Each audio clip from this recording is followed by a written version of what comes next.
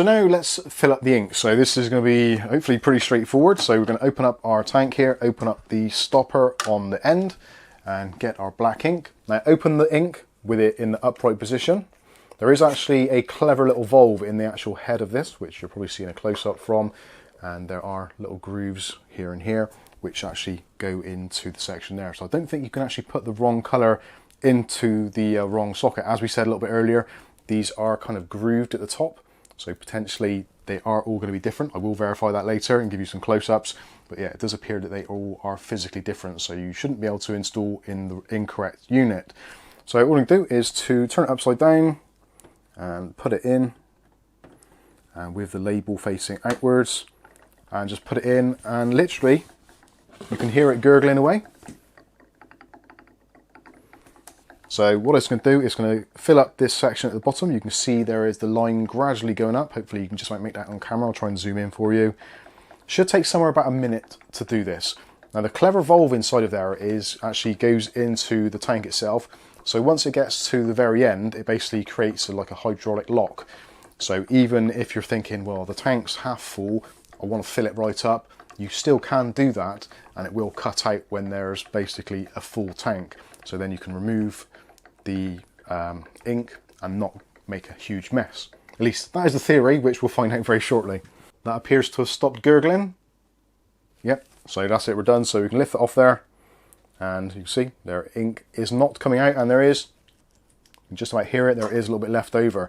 Now the reason there's a little bit left over is because when you actually fill up all 4 of these and do your ink priming for the first time, it's going to take a lot of that ink to fill up all of the pipes and kind of cabling inside the unit and get it all primed and ready. So you will need to go after and top them all up again. Well, you don't have to straight away, but it's probably going to be a good idea to top them up straight away as soon as the priming process is done. So I'm going to go ahead now, fill up the rest of these, and then we'll come back and show you how to do the ink priming. So there we go, that is the inks charged up, and as you can possibly hopefully see, there's a very tiny little bit. And actually it does say on the side how much is in them. I don't know how I didn't see that before. But it is 65 millilitres, so for those of you wondering, these are 65 millilitre. Can't believe I missed that. So excited to get my new printer up and running.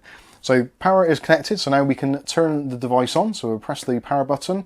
I'll give you a close-up of the front panel and go through that a little bit later on in the video so you can see what all that is about. But you've got a power button, Wi-Fi button, you've also got an information button, and you also got your black and white copy and your colour copy.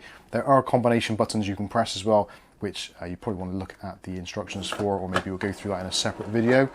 You've also got the kind of ink jam or the prime button, which is the end one, and also there is an ink notification or low ink notification here, and also a paper out indicator there. So as you can see, currently it's got the ink button, and that is because this is brand spanking new. So if I just aim it up very slightly, you don't want to move it around too much once you've got the ink in, because obviously it is liquid ink, so do be careful. And you can see just there, that is our priming button. So what you want to do is to press and hold this for about 5 seconds, and the initial priming sequence will take place. So let's do that now. 1, 2, 3, 4, 5, and release. And now it's going to make a little bit of noise for a while, so we'll let it carry on and do that, and we'll come back when it's finished. Okay, so that is the ink fully charged, and when it's done, you'll see the LED here is illuminated and the ink light has now gone off. So what they suggest to do is to make sure that everything is as it should be. So load up some paper into the back, which we've already done, which is slightly out of shot there, and turn off the printer. So press the power button and wait for the unit to shut down.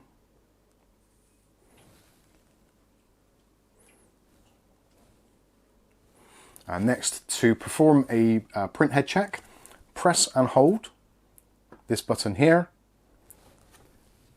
and then press the power button.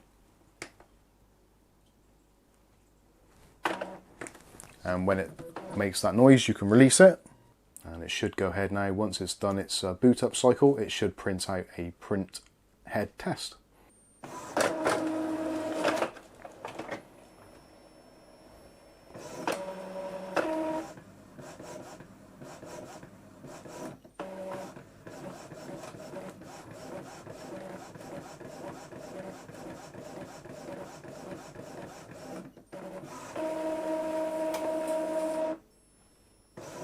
And there we go, there is the finished product, at which point then you can examine your printout and make sure that all the lines are completely full and everything's working.